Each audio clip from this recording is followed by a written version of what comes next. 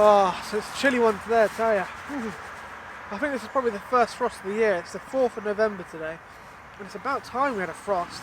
I mean, it's been really mild weather recently. I'm sorry, I am right next to an A road. It's literally right there, so sorry for the noise. But I wasn't expecting a frost, to be honest with you, because it said it was going to be about 4 or 5 degrees, and I was that's too hot for a frost. But it actually reached about 2 degrees, maybe even 1 at some points. So we did get a bit of ground frost, not like a major hoar frost, but it still adds that much more to the image, and it's absolutely beautiful. But we've had some horrible weather recently, and I haven't been able to make any videos. But suddenly there's been a stop in this horrible weather, and now today's going to be a really nice day. There's not a cloud in the sky at the moment, and we've got some beautiful, absolutely beautiful mist. Like when I was driving here, the mist I saw was absolutely ridiculous. I wanted to stop, but I couldn't, because I only had about an hour to get here before sunrise. But I am here today to do another review of my Canon 90D. Now, I did a review of my Canon 90D back in February. That's when I first got it, and the video isn't very good, so I thought I'd remake it, but give it a different title. And I'm basically going to show you why this is the best crop sensor camera you can buy for your money. It literally is. There's nothing better on the market for a crop sensor camera. Absolutely love this camera. I named the video the Canon 90D was so good I bought it twice. I've literally bought this camera twice this year, that's how good it is. And not to mention it's about £1,000. So you may know this camera has a 32.5 megapixel sensor, and honestly that is the best you can get on a crop sensor camera. It's the biggest sensor you can get out of Sony, Nikon, Fuji and Canon. This is the best sensor you can get. The only other camera that has a sensor is the M6 Mark II, and I think the M6 Mark II is nowhere near as good as this camera, in my opinion. And the quality of the image is just absolutely pristine. But I am using a very expensive lens. It's an Art Sigma lens, so it's the top of the Sigma lens range. It's fully metal, it's really heavy.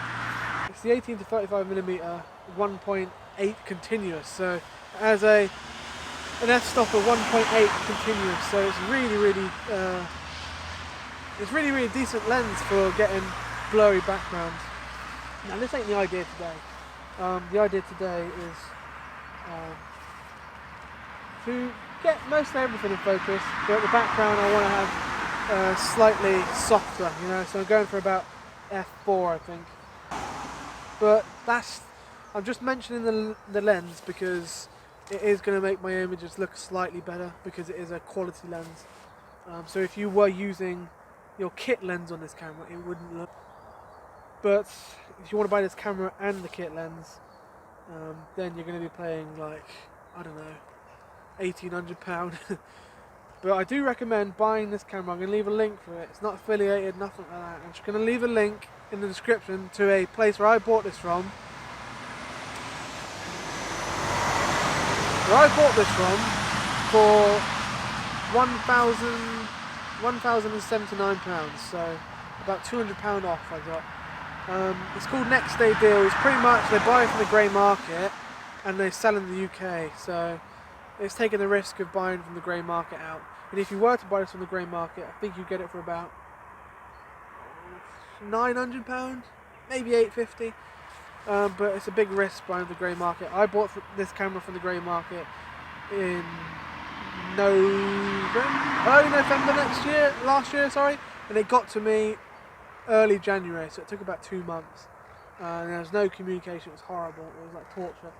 And I was even going through PayPal to try and get my money back, but it suddenly showed up out of the blue one day. So yeah, it is risky, but if you really want this camera, then maybe it's worth the risk. If you buy with eBay, then you're secured anyway. But it's about the delivery times. They're ridiculous when they come from Japan. But this ain't like a proper review of the camera, excuse me. It's more of like a real world review, so you can see what it's like in action for landscape photography. Like, I'm not going to go through all the specs for you, because you probably already know that. But I'm just going to show you the image quality, how good it is really. But yeah, the sun is actually rising now and it's hitting this tree. and hitting that fog, hitting that mist in the background is absolutely amazing. So I guess I'll talk you through my composition here. Pretty much, it's as simple as this. The tree right in the middle of the frame, because we have no left or right interest really. We do have a left interest, but it's really, really nice mist over there, and it's actually helping because there's a factory over there, a really ugly factory. And I suppose if I wanted to, I could get quite an abstract shot of this tree in the left hand side and that factory in the right hand side displaying like modern life or something, or you know, something abstract.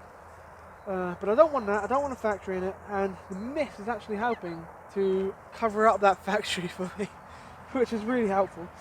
So yeah, trees in the middle of the field, and the frame, sorry. The autumnal colours on it aren't that good actually for some reason. They're like, I would say a mid-September to all the rest of the other trees, and I don't know why, but it's not really about the colour of the leaves, to be honest with you. It's just such a minimalist scene, you know. Tree in the middle of the field, covered in mist and frost, absolutely fantastic.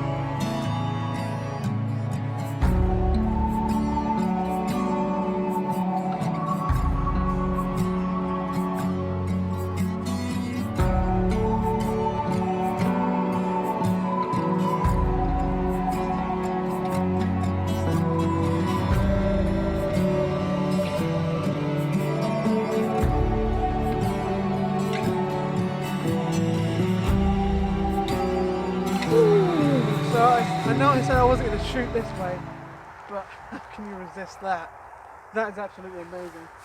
So the sun has risen above the hills over there and the trees, and now it's shining down on this field, but because there's trees in the way, it's casting these shadows and these rays of mist. Absolutely beautiful. So that's giving me my right hand balance to the image, that interest over there. And my left hand interest is the tree. So, this is probably better than the first photo, definitely. The trouble is with this is dynamic range. Now, Canon cameras aren't very good with dynamic range, so unfortunately, you might be able to just recover this image just with one shot. Probably with the foreground underexposed and the sky exposed correctly, and then you bring down the highlights and turn up the shadows, but then you're going to get some noise because the foreground obviously was underexposed. So what I recommend doing is just taking 2 exposures. Now the trouble is with exposure stacking, if you know what it is, and it'll pretty much chop off the top part of the image and the bottom part of the image of both images and put them together. So you've got one side, which is the sky, which is exposed correctly, and the foreground's exposed improperly, and then the other image you've got the foreground exposed correctly and the sky exposed improperly. Then you pretty much chop them in half, put them together, and because there's a feather, if you know what that is in Photoshop, it makes it all smooth and look like you took it just out the camera. So pretty much going to do that. The problem is with lone trees though, they intrude in the sky, so I had this problem before. Pretty much the trees' top leaves and branches and stuff go really, really dark because the gradient has obviously made them darker as well, because it's not perfect. So what I recommend doing then is getting an exposure just in the middle for the foreground and obviously the background or sky, and just bring down your highlights and turning up your shadows just a bit. You might get a bit of noise, but that's the only way you're really going to do it.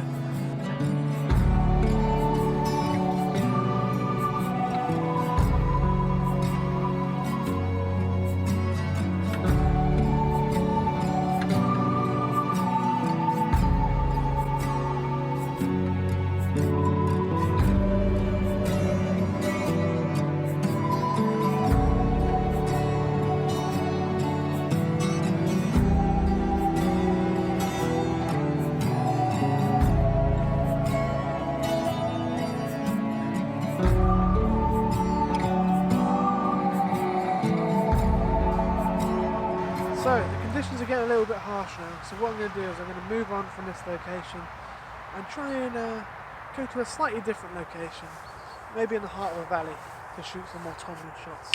I don't know.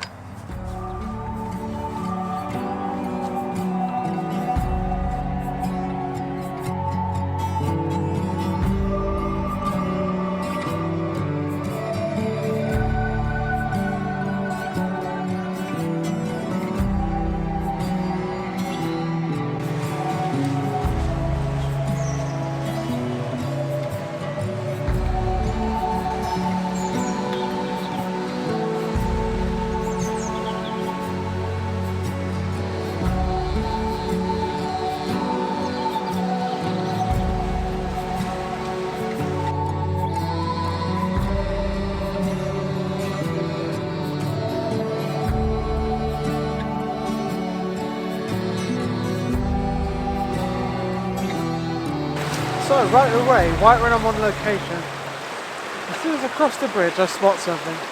Now it isn't what you think it is, I know what you're thinking, I know you're always getting the classic shot of the bridge, which I am in the middle, but at the moment I spot something up on the side of the valley up there, it's really really nice. There's a silver birch, a prime autumn colour up there, and the sun's just hitting it, but behind the sun is not hitting, so it stands right out because the background is really really black.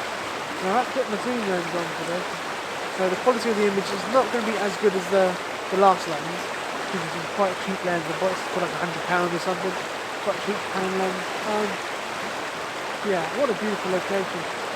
There's mist rolling through the valley, we've got some frost still down here, it's about 8:30 now. So yeah, I thought I'd grab this shot first, because it really stood out to me. And sometimes you just got to take a second to look around for the unobvious shots. Because a lot of the time they're the good ones, because they're the ones people are not taking and they're different. Everyone takes the photo of the bridge, which I'm going to do. First I'm going to get this shot. So I'm going to about 135mm, which is something like 160mm probably, I don't know, on a full frame camera. So that's one thing about crop sensor cameras, you get more range with the zoom lens. Anyway, f5 160th of a second. Oh, we got a bit of mist roll through right now. Oh, absolutely beautiful.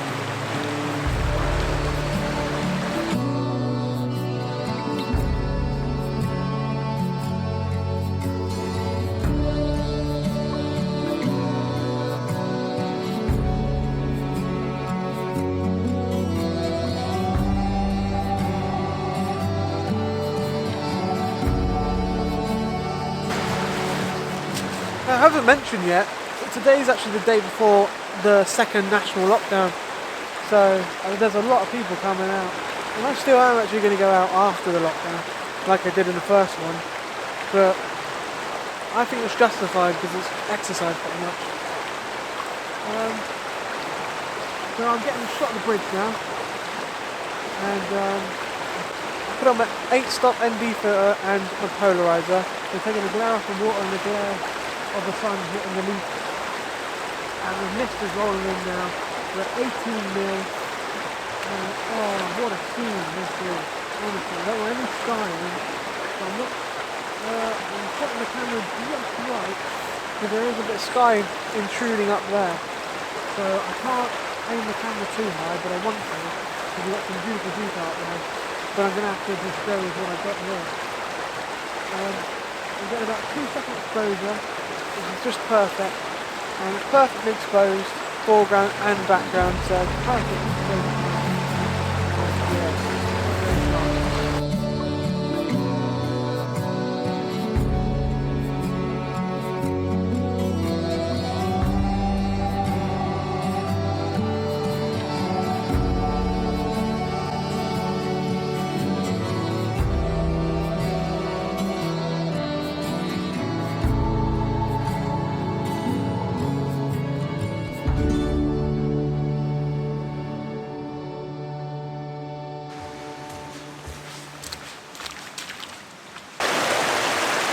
So, something happened to my phone. I'm not quite sure what happened, but pretty much I was at 50%, yeah, and then suddenly it went to 5% charge. So I had no charger with me, but I did have a wire in the car. And luckily with the DJI battery pack, you can actually use it as a battery bank. So I have to go back to the car, walk all the way back to the car, get the wire, plug it in, and it's really, really slow charging, but it's working for now. It's got about 20% on my phone. And now it's been about like half an hour. But I've come along the river a bit more now. There's so many photographers. I've never seen so many photographers in my life. It's ridiculous how many people are showing up now. Probably because it's the last day of, you know, non-lockdown. But I did get an amazing shot off camera, so I'm going to show it to you now. Yeah, so that was really nice. It's just I came to like this little waterfall and yeah, I don't know, it just stood out. So I hope you like that shot, but I've got another one now. We're down by the Russian River right now, and it's super, super nice. We've got so many autumnal colours, it's ridiculous. We've got this oak that's swooping down with all its branches like carrying loads and loads of orange leaves. Oh yeah, it's absolutely beautiful. But for the foreground interest, the boulder that's in the water and the river is flowing around it. It's absolutely beautiful. 13 seconds for the F16.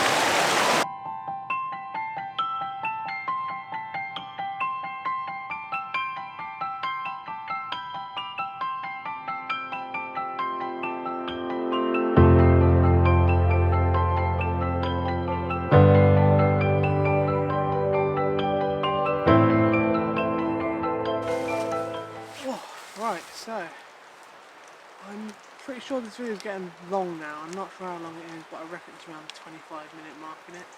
I'm not sure. But it is getting pretty long now, so I think I'm going to end the video here. I'm going to carry on and do this walk, but I'm going to make another video because I don't like my videos to be over 30 minutes long. So I'm going to make a part 2 of this. It's not going to be called part 2 or nothing, but it's just going to be my next video. I'm not sure what to call it, but I won't call it anything to do with the Canon 90D. This is just a purely Canon 90D real world review, I guess. And yeah, I can't fault it. I've had this camera for a couple of weeks now, and before that I had it for a couple of months at the beginning of the year. The results I got were better than any camera I've ever used. And obviously I ain't paid to say this, but hello. Hello.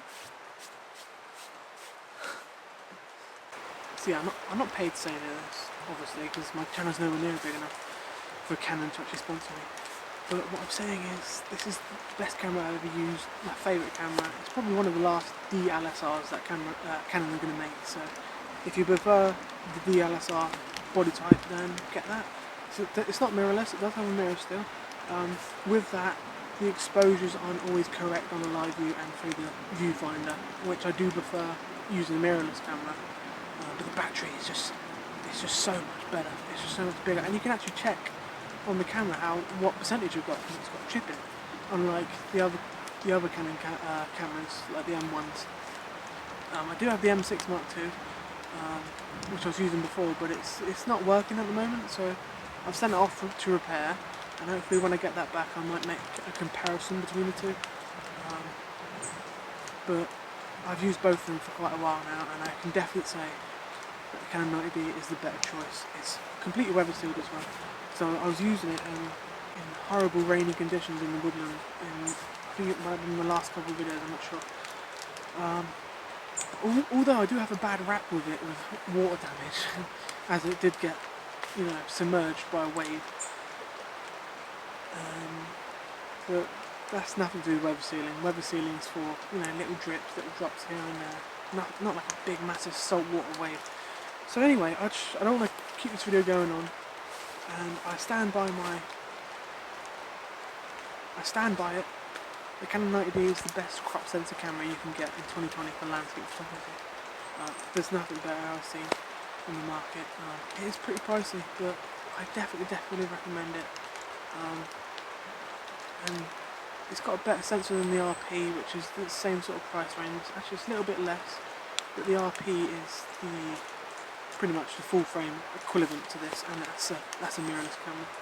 I was going to get the RP, but because I have a crop sensor lens, it's pretty expensive. I don't want to buy another lens, so I got the Canon 90D. But yeah, that's pretty much it. So if you want to see the end of this journey, the end of this valley, the end of all these shots, and continue to see more Canon 90D footage in the real world, subscribe to my channel and click the bell notification so you get notified when the next video comes up for this. Which will probably be in 3 or 4 days time, the next video, okay?